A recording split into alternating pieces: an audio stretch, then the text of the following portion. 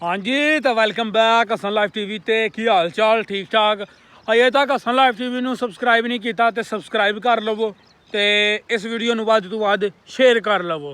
Gas करो असी कित्थे खड़ोते हैं इस टाइम या फिर कित्थे जा रहे हैं। तो अज की जी वीडियो भी अज का जो व्लॉग है वो असी इसलिए बना रहे हैं कि मेलियां के बारे च ते मेलियां के बारे च थोड़ी जी इन्फॉर्मेशन लेने आप साहब कोलों ते अपना आप साहब को पुछने साडा जिहड़ा इलाका होवे ना सियालकोट ते सियालकोट आसे पासे जिहड़े मेले लगदे ने क्योंकि ए हुण कणकां तो बाद पैलियां वेलियां होनियां ने ते बेताशा मेले लगने ने। इंज एक रखत ने सिस्टम के मसलसल मेले मेले एक थां मुकना दूसरे थां शुरू एक थां मुकना दूसरे थां शुरू। आप सबको दसो हाँ किन्ने को मेले लगदे ने। ਸਾਡੇ ਤੇ ਜਿਹੜੇ ਆ ਕਰੀਬ ਨੇ ਮੇਰੇ ਖਿਆਲ ਨਾਲ 5-6 ਥਾਂ ਤੇ ਮੇਲੇ ਲੱਗਦੇ ਨੇ। ठीक है ਤੇ ਮੇਲਿਆਂ ਦਾ ਮਕਸਦ ਹੈ ਪੰਜਾਬ ਦੇ ਕਲਚਰ ਨੂੰ ਉਜਾਗਰ ਕਰਦੇ ਨੇ ਤੇ ਕਿਉਂਕਿ ਇਸ ਵਕਤ ਕਣਕਾਂ ਵੜੀਆਂ ਜਾਂਦੀਆਂ ਸਨ ਤੇ ਉਦੋਂ ਬਾਅਦ ਜਿਹੜੇ ਕਿਸਾਨ ਭਰਾ ਸਨ ਉਹਨਾਂ ਕੋਲ ਪੈਸੇ ਹੁੰਦੇ ਸਨ ਤੇ ਕਣਕਾਂ ਦੀ ਉਹ ਖੁਸ਼ੀ ਮਨਾਉਂਦੇ ਸਨ ਤੇ ਇਹ ਹਰ ਬੰਦਾ ਜਿਹਨੂੰ ਕਿਸੇ ਸ਼ੈ ਦੀ ਜ਼ਰੂਰਤ ਹੁੰਦੀ ਸੀ ਉਹ ਮੇਲਿਆਂ ਤੇ ਟੁੱਟ ਜਾਂਦੇ। ਕਿਸੇ ਨੂੰ ਕੋਈ ਜਾਨਵਰ ਚਾਹੀਦਾ ਜਾਂ ਹੋਰ ਵੀ ਕਿਸੇ ਕਿਸਮ ਜਿੱਥੇ ਅੱਜ ਕੱਲ੍ਹ ਜਿਸ ਤਰ੍ਹਾਂ ਮੰਡੀਆਂ ਲੱਗਦੀਆਂ ਨੇ ਪਹਿਲਾਂ ਮੇਲੇ ਲੱਗਦੇ ਹੁੰਦੇ ਸਨ ਤੇ ਹੁਣ ਇਹ ਆਸਤਾ ਆਸਤਾ ਬਹੁਤ ਹੀ ਜ਼ਿਆਦਾ ਜਿਹੜਾ ਘੱਟ ਹੋ ਗਿਆ। ਲੇਕਿਨ ਇਹ ਕਿ ਸਾਡੇ ਪੰਜਾਬ ਦੇ ਕਲਚਰ ਨੂੰ ਇੱਕ ਫੈਸਟੀਵਲ ਦੇ ਤੌਰ ਤੇ ਮਨਾਇਆ ਜਾਂਦਾ ਹੈ ਤੇ ਹਰ ਇੱਕ ਨੇ ਹੁਣ ਆਪਣੇ ਜਿਹੜੇ ਪਿੰਡ ਦੇ ਨੇ ਉਹਨਾਂ ਰੱਖਿਆ ਹੁੰਦਾ ਸੀ। ਲੇਕਿਨ ਹੁਣ ਤਾਂ ਪੂਰੇ ਇਲਾਕੇ 'ਚ ਸ਼ਾਇਦ ਇੱਕ ਹੀ ਹੁੰਦਾ, ਇੱਕ ਹੁੰਦਾ ਜਾਂ ਕੋਈ ਇੱਥੇ ਉੱਗੋ ਕੀ ਅੱਗੇ ਪਿੱਛੇ।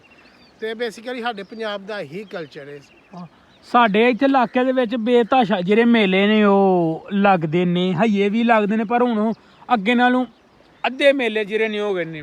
ਮੈਂ ਜਿਵੇਂ ਤੁਹਾਨੂੰ ਦੱਸਾਂ ਵਾ ਸਾਡੇ ਆਸੇ ਪਾਸੇ ਜਿਹੜੇ ਤਕਰੀਬਨ ਲਾ ਲਓ 30-40 ਕਿਲੋਮੀਟਰ ਦੇ ਵਿੱਚ ਸ਼ਾਬਲਾਕ ਦਾ ਮੇਲਾ, ਇਸੇ ਤਰ੍ਹਾਂ ਹੀ ਗੱਲ ਹੈ ਉੱਗੋ ਕੀ ਦਾ ਮੇਲਾ, ਫਿਰ ਸਾਡੇ ਕੋਲ ਟਿੱਬੇ ਵਾਲੀ ਦਾ ਵੀ ਲੱਗਦਾ, ਟਿੱਬੇ ਦਾ ਮੇਲਾ, ਫਿਰ ਕੋਲਡੀ ਲੋਹਾਰਾ ਲੱਗਦਾ, ਫਿਰ ਹੋਰ ਹੈ ਨਜ਼ਦੀਕ ਜਿੱਥੇ ਅਸੀਂ ਖੜੇ ਆ ਪੀਰ ਸਬਜ਼ ਲੱਗਦਾ ਤੇ ਹੋਰ ਇੱਕ ਮਾਮ ਸਾਹਿਬ ਵੀ ਲੱਗਦਾ।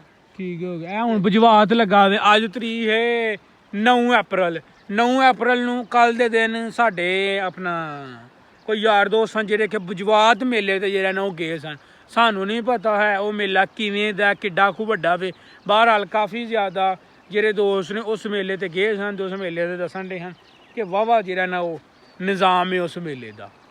ਤੇ ਮੇਲਿਆਂ ਦਾ ਮਕਸਦ ਪਹਿਲੇ ਦੌਰ ਦੇ ਵਿੱਚ ਇਹੋ ਹੀ ਸੀ ਜੋ ਆਪ ਸਾਹਿਬ ਨੇ ਗੱਲ ਕੀਤੀ ਹੈ ਕਿ ਪਹਿਲਾਂ ਇਹ ਮੰਡੀਆਂ ਛੱਡੀਆਂ ਜਾਂ ਫਿਰ ਇਹ ਦੁਕਾਨਾਂ ਦੁਕਾਨਾਂ ਵਾਲਾ ਸਿਸਟਮ ਨਹੀਂ ਸੀ ਹੁੰਦਾ ਹੈ ਤੇ ਹਰ ਇਲਾਕੇ ਦੇ ਵਿੱਚ ਇੱਕ ਮੇਲਾ ਹੁੰਦਾ ਸੀ ਤੇ ਉਸ ਮੇਲੇ ਦੇ ਉੱਤੇ ਸਾਰੇ ਤੇ ਸਾਰੀਆਂ ਜਿਹੜੀਆਂ ਹੁੰਦੀਆਂ ਹਨ ਦੂਰ ਦਰਾਜ ਤੋਂ ਲੋਕੀ ਆਉਂਦੇ ਸਨ, ਫਿਰ ਇੱਕ ਦੂਜੇ ਨਾਲ ਮਿਲਦੇ ਸਨ।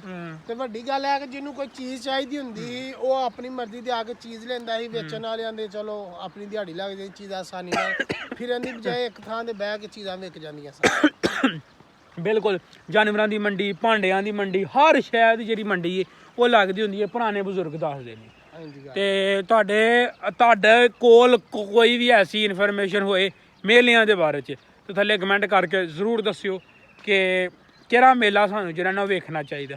ਕੋਸ਼ਿਸ਼ ਤਾਂ ਸਾਡੀ ਹੈ ਵੇ ਐਤਕੀ ਕਿ ਜਿੰਨੇ ਵੀ ਮੇਲੇ ਨੇ ਕਿਹੜੇ ਲੱਗਦੇ ਨੇ ਉਹਨਾਂ ਨੂੰ ਜ਼ਰਾ ਅੱਛੀ ਤਰ੍ਹਾਂ ਚੈੱਕ ਕੀਤਾ ਜਾਵੇ। ਤੇ ਤੁਸੀਂ ਇਸ ਚੈਨਲ ਹਸਨ ਲਾਈਵ ਟੀਵੀ ਨੂੰ ਸਬਸਕ੍ਰਾਈਬ ਕਰ ਲਓ, ਇਸ ਵੀਡੀਓ ਨੂੰ ਅੱਗੇ ਸ਼ੇਅਰ ਕਰੋ ਤੇ ਮਿਲਦੇ ਹਾਂ ਤੁਹਾਨੂੰ ਇਨਸ਼ਾਅੱਲਾ ਨਵੇਂ ਵਲੌਗ ਦੇ ਵਿੱਚ। ਰੱਬ ਰੱਖਾ।